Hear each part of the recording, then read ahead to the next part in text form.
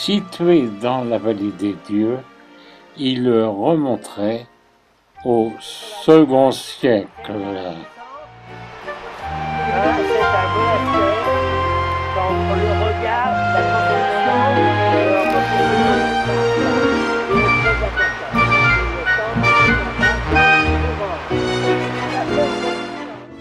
Nombreux sont les checkpoints en Inde où l'on contrôle quand vous passez d'une région à une autre.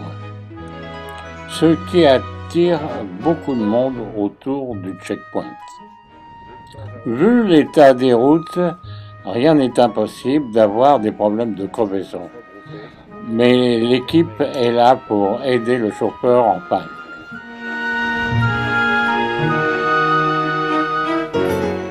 C'est dans la verdure et une petite ascension que nous allons découvrir le village de Kanoun. Évidemment, de découvrir son monastère. Nous voici à l'intérieur du monastère. Couleurs et dessins au mur.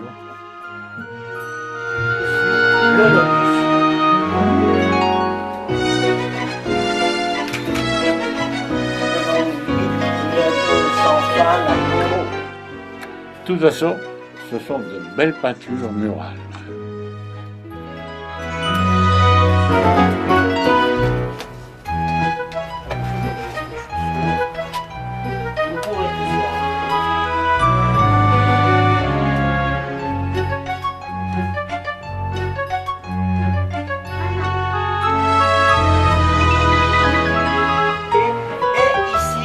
Les signes d'auspicieux.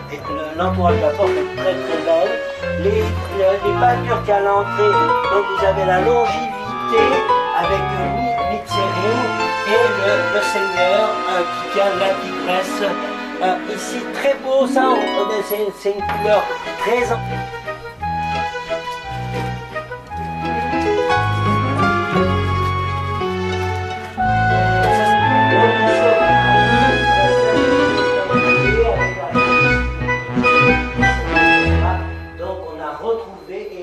reconstruit autour ici.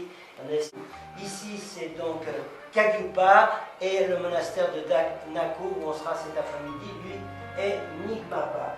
Donc les divinités qu'on retrouve en état d'union ici, c'est-à-dire l'union Yagyum, sont au Ladakh, ou qui ont vu des temples de cette époque. On ressent tout à fait l'époque, la structure de cette époque qui est souvent le lacan. C'est un chapeau de Chanak. Les Chanak sont donc les danseurs aux coiffes noires. Quand on voit ici, on voit très bien la période avec les statues importants de l'époque de Rinzangpo. Des maîtres Kagyupa, avec ici une des divinités importantes qui s'appelle Pa, qui va être passionné par la traduction, qui va avoir comme disciple Jetsu Milarepa, qui va avoir comme disciple. Vous avez un mandala, une peinture en forme de mandala cosmique, très belle représentation de femmes célestes, ou on les appelle aussi, elles ont le kapala, on les appelle les daikini. Elles portent toujours le sceptre tantrique. Le kapala, c'est le demi-crâne, et de l'autre côté, le couteau qui coupe la représentation de Guru Padmasambhava, assis à la même hauteur que Chenrezi, Avalokitesvara, le blanc. Ici, regardez, Guru Padmasambhava a un peu le visage irrité, comme au deuxième étage de Samye, ancien. Il tient dans la main le pourba, le Vajra, le Kapala et toujours le sceptre tantrique. Vous l'avez ici, Guru Padmasambhava, vous l'avez ici avec en bas des bodhisattvas importants, Vajrapani, Chenrezi et Manjusri ici en jaune, la connaissance. C'est comme à l'église, le tronc, le nez. Ici vous avez par exemple différentes écoles de peinture, différentes périodes, différentes... Ce qui est de... Très anti-récent, du 11e siècle, les planches de... Ah oui, assez rare et boum, c'est faux. Regardez. Cette femme vient certainement passer toutes ses journées dans ce monastère afin d'y prier pour ses prochains.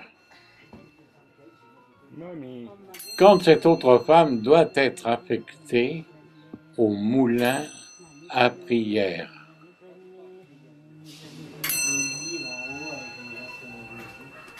Alors juste au-dessus, là, vous voyez sur le tas de sac, il y a toute une collection de statues.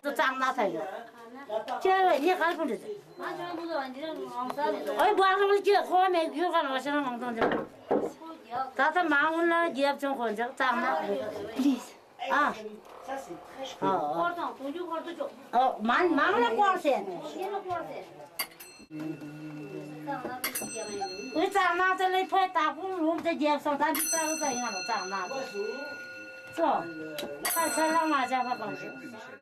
Om Mani Pandeum, Om Mani Pandeum.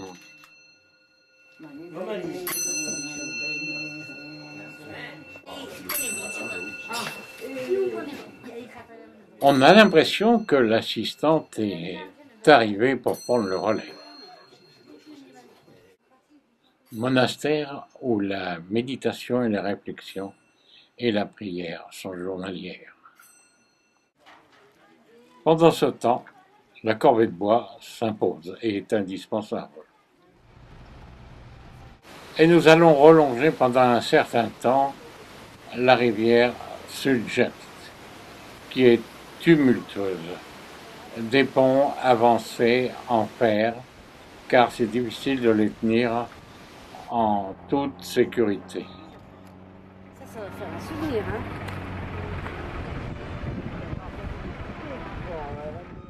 Les routes en Himalaya sont très friables. La Spiti et le village où on va dormir. 3686 mètres. Dans la vallée Perrière. Il faut faire tout le tour de là en même temps.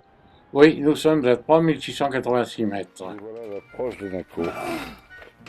Porte annonçant l'entrée du village. Ici, les cultures se font de mai à septembre.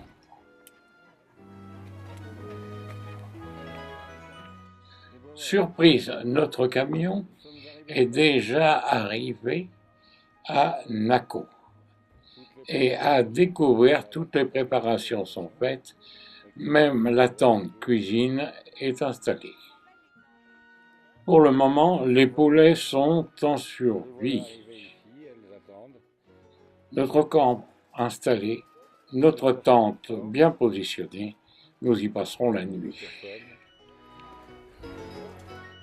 Nombreuses sont les femmes qui passent avec leur moulin à prière à la main, se rendant vers le centre de la ville. Que va-t-il donc se dérouler? Nous voici devant Nako City, comme l'on pourrait dire. Et quelques neiges éternelles. Eh bien, voici ces dames toutes réunies. Que va-t-il donc se dérouler avec ces moulins à prière? Attendons et approchons-nous.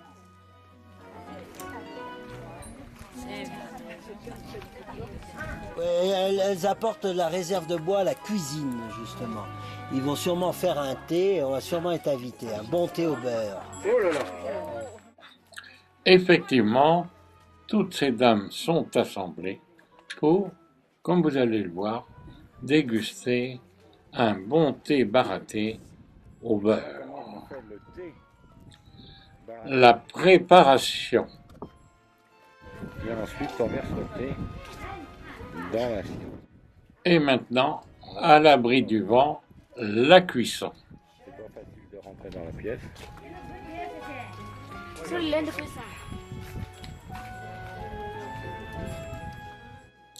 Pas besoin de parler, les prières autour de ce moulin montent vers le ciel.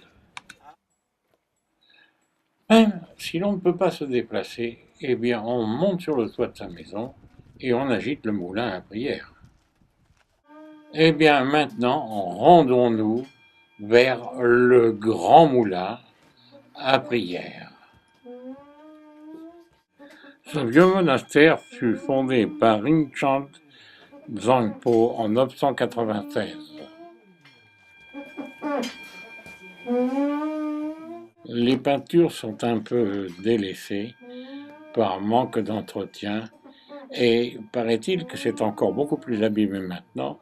Nous ne sommes qu'en 1999.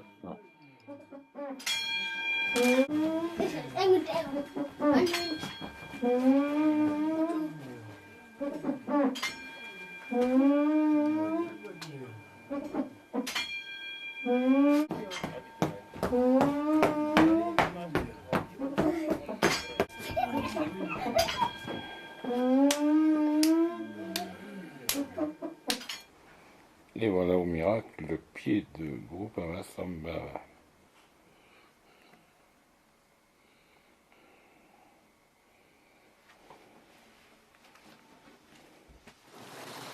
Alimenté par diverses sources, ce lac est très réputé dans la région, le fameux lac de Nako.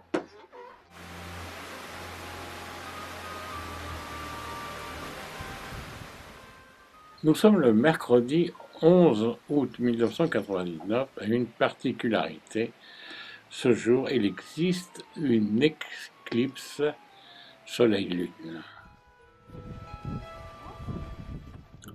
En altitude, nous sommes un peu éventés, mais quel spectacle! À Nako, les nuits sont fraîches, alors un bon whisky ou un bon pastis pour se réchauffer avant le dîner.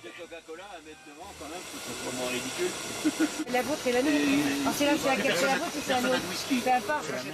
Après une bonne nuit, c'est le départ de Nako. 40 de personnes sont mortes. Donc tout est parti, vous voyez. Je crois qu'on va avoir une merde. Il y a des camions bloqués depuis un moment. Donc toute la route est partie là.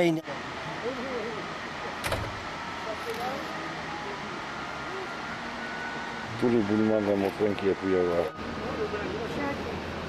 Pour la première fois de ma vie, j'ai eu peur. Chaque fois, la première fois de ma vie, j'ai eu peur dans ces expéditions-là. Moi, pas trop, mais je me disais on passe ou on passe pas. Ah, c'est la première fois que ça m'arrive d'avoir peur. Mais en aval. Ouf! On est quand même passé. On arrive au point de vue. Je crois qu'on a mal fou de s'imaginer ce que la montagne dans cette région peut bouger. Nous longeons la rivière Spiti, du nom de la région. Face à nous, le village de Chatkar, un des plus anciens villages tibétains.